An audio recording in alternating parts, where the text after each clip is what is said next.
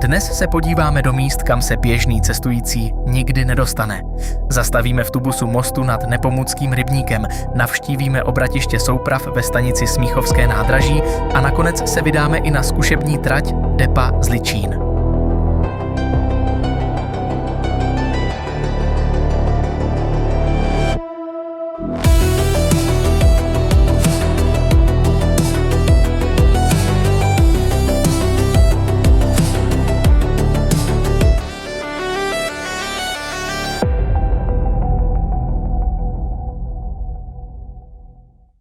Dnešní zážitková turistika začíná v depu Zličín, jednom z nejmodernějších zázemí pražského metra.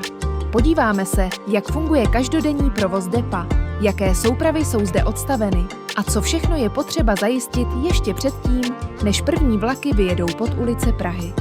Poté už nastoupíme do legendární soupravy 8171, se kterou projedeme část trasy B a navštívíme několik technicky zajímavých míst této trasy. A na závěr nás čeká i bonus v podobě jízdy po zkušební trati depa Zličín. Akce začíná na autobusovém nádraží Zličín. Po odbavení a krátkém úvodu nastupujeme do speciálně vypraveného autobusu, který nás odveze přímo do zázemí depa. Co všechno se skrývá za branami jednoho z nejmodernějších dep pražského metra, to zjistíme už za okamžik.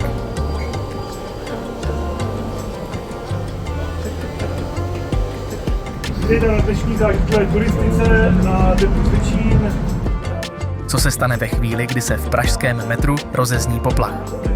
Právě to jsme se vydali zjistit do hasičské zbrojnice dopravního podniku.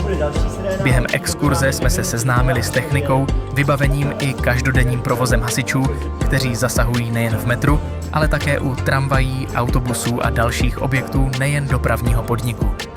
Možná vás překvapí, že hasiči metra procházejí stejným odborným výcvikem jako jejich kolegové u státních hasičů. Každý člen jednotky má přesně stanovenou specializaci a roli při zásahu. A jak rychle musí vyrazit k mimořádné události? Po vyhlášení poplachu mají na opuštění stanice pouhé 2 minuty. A tohle zazní, máme ještě chviličku. Tak, a od téhle chvíle do 2 minut musíme vyrazit. 31. Objekt depo Zličín. Přiznám se, že právě podobné okamžiky mám na zážitkové turistice nejraději. Nahlédnout do míst, která běžně zůstávají veřejnosti skrytá a poznat práci lidí, bez kterých by provoz pražské dopravy nemohl fungovat. Pokud vás podobný obsah baví, budu rád za like a odběr kanálu. Díky vaší podpoře můžeme společně objevovat další zajímavá místa pražského metra. A teď už nás čeká další zastávka dnešní výpravy. Kolik vlaků je potřeba každý den připravit k provozu, aby mohla fungovat nejdelší trasa pražského metra? Odpověď se skrývá právě tady, v depu Zličín. Věděli jste, že nejdelší trasu pražského metra obsluhuje depo s nejmenší kapacitou? Depo Zličín bylo uvedeno do provozu v listopadu 1994 společně s otevřením 5. provozního úseku Bčka Nové Butovice Zličín. V době svého otevření bylo o 2 haly menší než dnes a poskytovalo zázemí pro přibližně 110 vozů metra. Jenže s rostoucím provozem začala být kapacita nedostatečná, proto byly v roce 2001 postupně zprovozněny další 2 haly, které zvýšily kapacitu depa na 200 vozů. Ani to však nestačí úplně. V původním projektu měla v areálu vyrůst ještě 1 deponovací hala navíc. Kvůli vysokým nákladům ale nebyla nikdy postavena. A tak dodnes platí zajímavý paradox. Nejdelší linku celé sítě metra obsluhuje depo s nejmenší kapacitou. Myslíte si, že všechny historické vozy pražského metra jsou dodnes provozní? Ne tak docela. V depu Zličín se nacházejí 2 unikátní vozy, které dnes slouží jako muzejní exponáty. Jedná se o vůz EČS, evidenčního čísla 1009 a vůz 8171 s evidenčním číslem 2374. Oba vozy patří do sbírek muzea MHD ve Střešovicích, které v současné době prochází rozsáhlou rekonstrukcí. Jakou trasu dnes vlastně projedeme? Odpověď na tuto otázku nás čeká na 42. koleji depa Zličín, kde už je připravena historická souprava 8171. Právě s ní se vydáme na cestu po 1., 3. i 5. provozním úseku trasy B a navštívíme místa, která jsou běžným cestujícím většinou skryta. Ukončite nástup, dveře se zavírají. Tak to se neví, tak když vypneš baterky, tak to slyší. Slyšíte lokotraktor, za chvilku se připojí. Napadlo vás někdy, jak se několik set tun vážící souprava dostane z depa na trať, když ještě není pod napětím? O to se právě teď postará Lokotraktor, speciální vozidlo nezávislé trakce, které soupravu vytáhne z depa až na zhlaví tratě. Teprve zde se sběrač prvního vozu poprvé dotkne napájecí kolejnice a celá souprava se uvede pod napětí. Od této chvíle už není pomoc Lokotraktoru potřeba. Vlak se vlastní silou rozjede na trať a naše dnešní výprava může začít.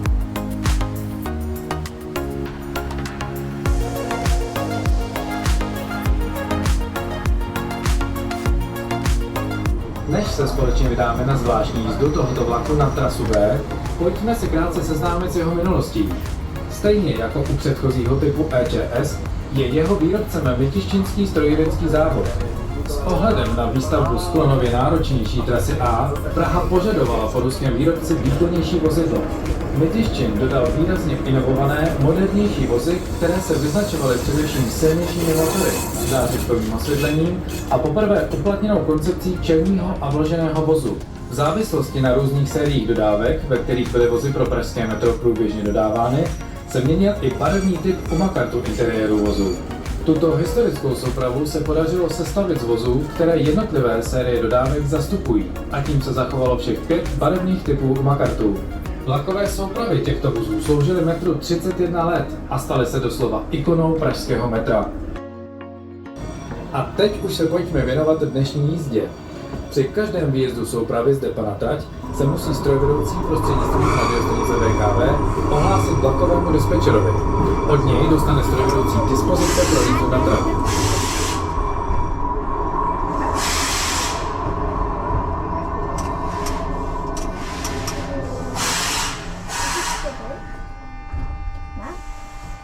Metro 200, metro 200, 295, zážitková turistika. Přeji dobré odpoledne, Zepan. Dobré odpoledne, teď jsme to stihli Grafikonově, takže jste objekt 93. A teda jedete Grafikonově, samozřejmě teda bez přepravy, se stojící ve stanicí. Rozpícen, abyste mít měli zase a za stejných podmínek. Ano, pane 293, k tomu rozumí a děkuji. A jsme pětivozová s vlakovým zabezpečovačem. No, to je tomu rozumí. Dokážete si představit, jak znělo pražské metro před více než 30 lety? Právě teď se o tom můžeme přesvědčit na vlastní uši. Během jízdy ze Zličína na Florenc nás bude doprovázet původní hlášení stanic, včetně jejich tehdejších názvů, které si mnozí cestující dodnes pamatují. Na zpáteční cestě se pak vrátíme do současnosti a uslyšíme názvy stanic tak, jak je známe dnes. Zličín. Možná jste si při návštěvě stanice Zličín všimli prosklené stěny s automatickými dveřmi na začátku nástupiště. Nejde o náhodu ani o běžnou součást stanice. Právě zde totiž dopravní podnik testuje technologii nástupištních bezpečnostních stěn, která se v budoucnu objeví na automatické trase D. Cílem je zvýšit bezpečnost cestujících a zabránit vstupu nebo pádu do kolejiště. Zároveň se zde ověřuje správná synchronizace mezi dveřmi vlaku a samotnou nástupištní stěnou. A právě díky podobným testům můžeme už dnes sledovat technologie, které budou součástí budoucnosti pražského metra.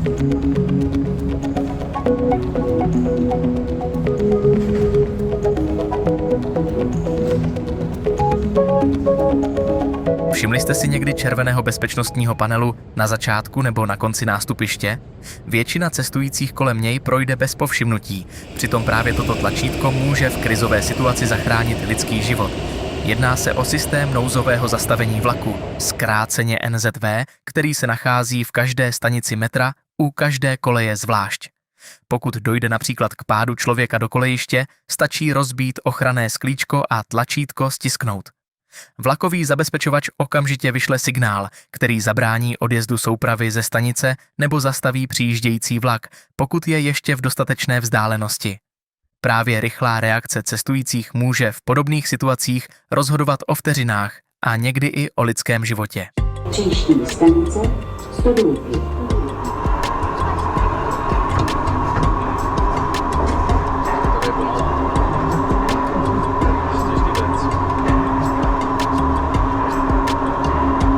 Všimli jste si tunelu, který právě míjíme po pravé straně?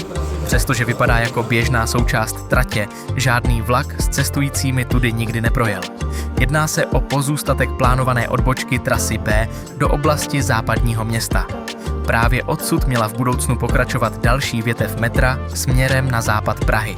K realizaci projektu ale nikdy nedošlo a z původních plánů tak zůstal pouze tento slepý tunel, který dodnes připomíná jednu z neuskutečněných vizí rozvoje pražského metra. Stodůlky. Přestože se nacházíme na jednom z nejmodernějších úseků trasy B, stanice Stodůlky se od okolních stanic v jednom směru výrazně liší. Jako jediná stanice tohoto úseku totiž nemá přístup denního světla. Důvodem je její hlubší uložení pod povrchem, které si vyžádaly místní geologické a stavební podmínky. Zajímavostí je i samotný název stanice. V původních projektech se totiž počítalo s názvem Branka, který se nakonec do běžného provozu nikdy nedostalo. Dodnes jej tak připomínají už jen archivní plánovací dokumenty pražského metra. Příští stanice Luka.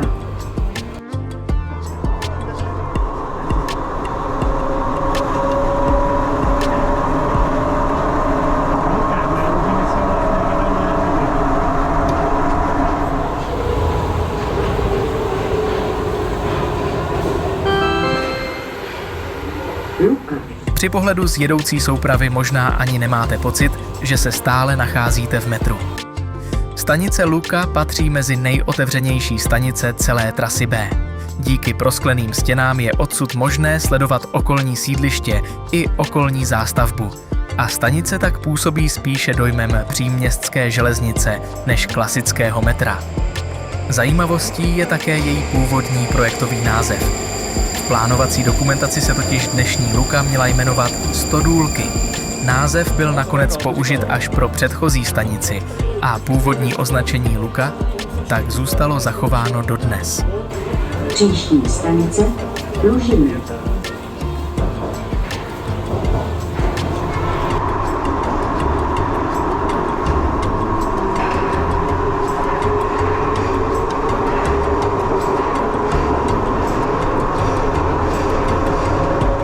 Dokážete si představit stanici metra, ve které rostou palmy? Lužiny. Právě takovou zvláštnost nabízí stanice Lužiny. Ta se nachází pouhých 7 metrů pod povrchem a patří mezi nejmělčeji uložené stanice pražského metra. Její nejvýraznější dominantou jsou dekorativní palmy umístěné přímo na nástupišti. Dostatek denního světla sem přivádějí prosklené kopule, které zároveň chrání prostor stanice před nepříznivým počasím. Díky kombinaci zeleně, přirozeného světla a otevřeného prostoru působí Lužiny spíše dojmem moderního městského bulváru než klasické stanice metra. Příští stanice Hůrka.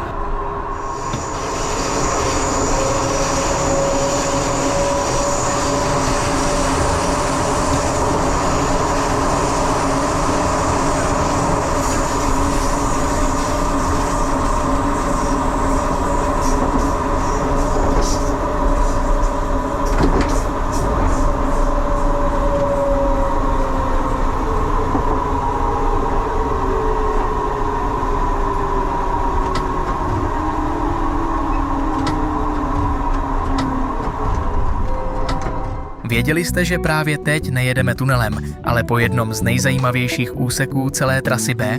Nacházíme se v mostním tubusu nad Nepomuckým rybníkem, který je zároveň prvním mostním tubusem pražského metra, umožňujícím výhled do okolní krajiny.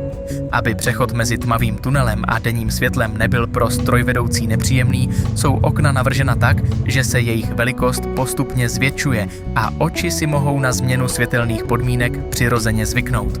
Most překonává údolí Nepomuckého rybníka, do kterého se vlévá Prokopský potok a který je součástí Stodůleckého centrálního parku. Při pohledu z oken lze spatřit nejen okolní zástavbu jihozápadního města, ale za dobré viditelnosti také sídliště Barandov nebo oblast Prokopského údolí. Celá konstrukce je dlouhá 375 metrů a koleje metra se zde nacházejí 17 metrů nad okolním terénem.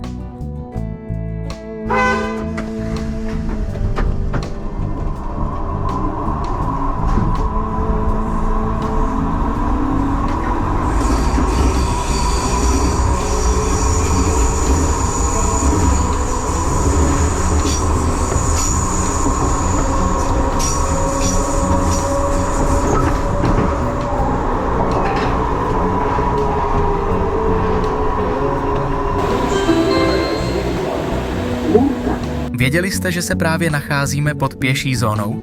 Strop stanice Hůrka totiž zároveň tvoří součást promenády spojující Sluneční náměstí s oblastí Nových Butovic. Zatímco pod námi projíždějí soupravy metra, nad stanicí se každý den pohybují stovky chodců, aniž by si tuto zajímavost většina z nich uvědomovala. Zajímavá je i historie samotného názvu stanice. V původních projektech se totiž objevovalo hned několik variant. Jednou z nich byl název Slovenského národního povstání, druhou pak Nad jezerem. Ani jeden z těchto návrhů se ale nakonec do provozu nedostal a stanice dodnes nese jednoduchý název Hůrka. Příští stanice Lukonská.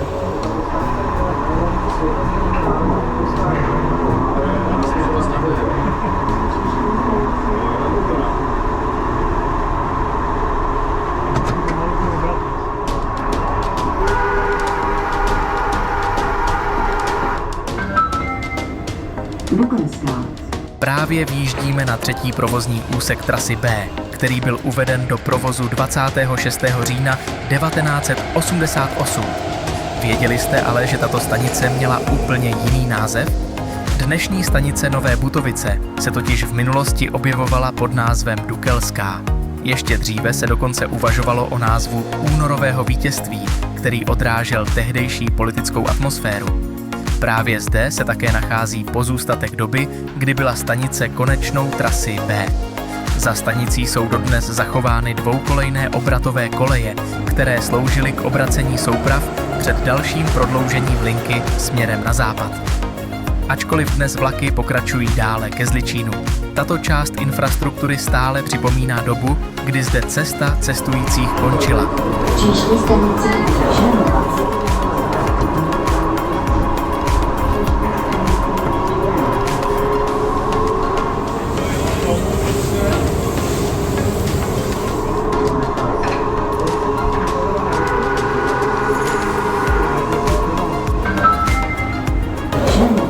Věděli jste, že za stanicí Jinonice, která dříve nesla název Švermova, se skrývá další neuskutečněná kapitola historie trasy B? V době výstavby tohoto úseku se totiž počítalo s vybudováním depa Jinonice, které mělo sloužit pro zázemí tehdejšího provozu. Součástí projektu byly také jednokolejné ražené tunely v obou směrech, které měly budoucí depo napojit na trať metra. K realizaci těchto plánů však nakonec z ekonomických důvodů nedošlo. Příští stanice Radecká. Co se stane, když strojvedoucí přestane reagovat? Právě to nám ukáže zabezpečovací systém ARS, který na trase B dohlíží na bezpečný provoz vlaků. Pokud souprava překročí povolenou rychlost 80 km za hodinu a strojvedoucí nereaguje, systém automaticky zahájí maximální brždění. A právě takovou simulaci bez chvilkové přítomnosti strojvedoucího si nyní vyzkoušíme v praxi.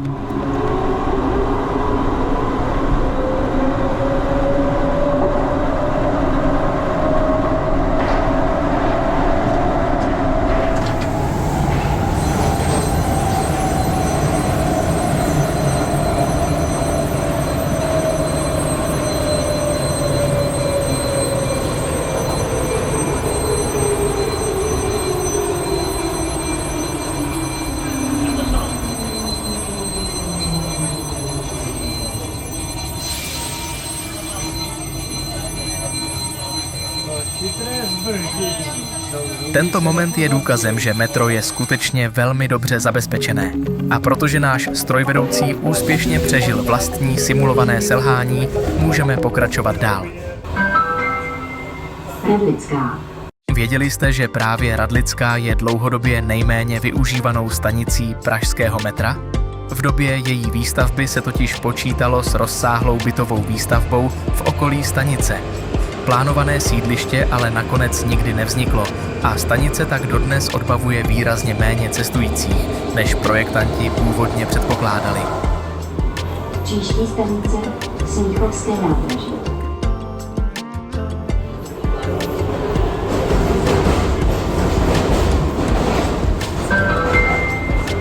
Smíchovské nádraží. Právě jsme dorazili do stanice Smíchovské nádraží, která byla v letech 1985 až 1988 západní konečnou stanicí trasy B. Naši jízdu zde na malou chvíli přerušíme. Čeká nás totiž návštěva místa, kam se běžný cestující nikdy nepodívá. Naše souprava nyní změní směr jízdy a vydá se do obratiště této stanice, které sloužilo nejen k obracení vlaků, ale v minulosti také jako stanoviště provozního ošetření souprav metra. Právě zde probíhal nejnižší stupeň pravidelné údržby vozidel během provozního dne s názvem P0.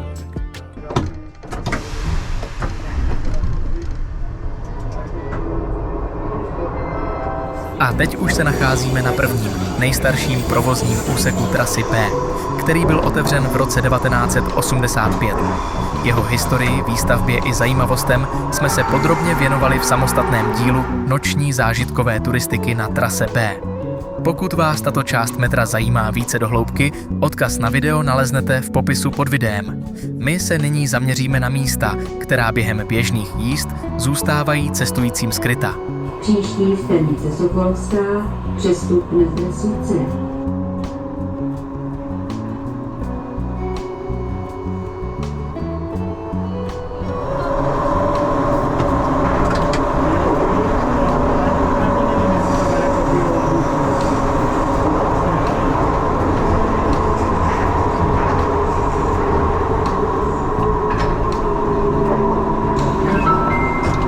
Sokolovská.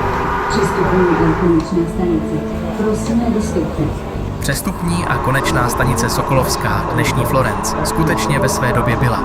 Šlo o jedinou stanici pražského metra, která současně plnila funkci přestupní i konečné stanice. Právě tato skutečnost vedla ke změně koncepce hlášení v celé síti metra.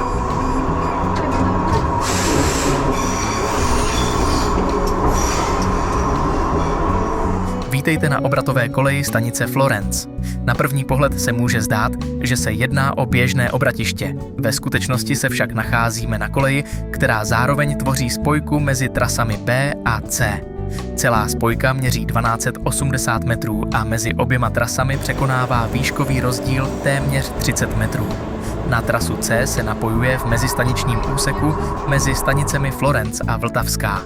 Její význam byl v minulosti zásadní. Až do otevření depa Zličín totiž soupravy trasy B využívali zázemí depa Kačerov na trase C a touto spojkou museli každý den projíždět. My si dnes vyzkoušíme alespoň malou část této unikátní koleje. Pro obrat soupravy využijeme prvních 100 metrů a poté se vydáme na cestu zpět směrem k depu Zličín. Příští stanice Zličín.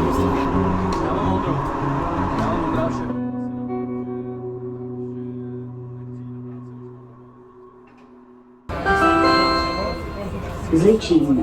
Po návratu do stanice Zličín si vlevo ve směru jízdy můžeme všimnout jednokolejného obratu vlakových souprav. Ten slouží k obracení vlaků pravidelného provozu, které zde ukončují svou jízdu a připravují se na cestu zpět do centra města. My ale budeme pokračovat ještě o něco dál. Čeká nás totiž místo, kam se běžné soupravy s cestujícími téměř nikdy nepodívají. Před vjezdem do depa se musí strojvedoucí ohlásit výpravčímu depa. Od této chvíle se již jízda vlaku neřídí podle pokynů vlakového dispečera, ale podle dispozic výpravčího, který zodpovídá za pohyb všech souprav v areálu depa. Zatímco vlakový dispečer řídí provoz na celé trase metra, výpravčí depa dohlíží na bezpečný pohyb vozidel uvnitř samotného depa. A teď už najíždíme na zkušební trať depa Zličín, která byla uvedena do provozu v roce 1999, tedy 5 let po otevření samotného depa.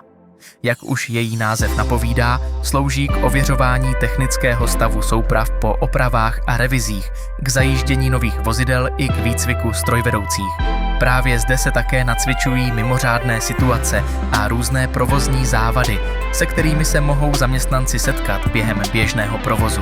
Trať je dlouhá 1805 metrů a na jejím vzdáleném konci je napojena na bývalý výrobní areál společnosti ČKD Siemens, odkud byly v minulosti do pražského metra dodávány nové soupravy typu M1.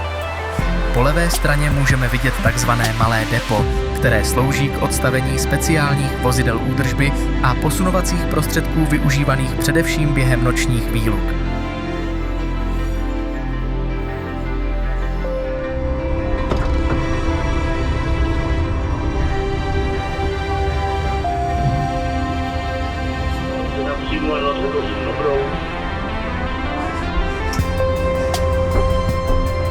A tím se naše dnešní putování po trase B a depu Zličín chýlí ke konci. Společně jsme navštívili místa, kam se běžný cestující jen tak nepodívá. Projeli jsme kolem slepého tunelu plánované odbočky, podívali se do obratiště souprav, navštívili zkušební trať a objevili řadu zajímavostí, které zůstávají většině cestujících skryté. Pokud vás dnešní výprava bavila, napište mi do komentářů, které místo vás zaujalo nejvíce, nebo jakou podobnou akci byste chtěli vidět příště. A pokud nechcete propásnout další výpravy do zákulisí pražské dopravy, budu rád, když se ke mně přidáte odběrem kanálu.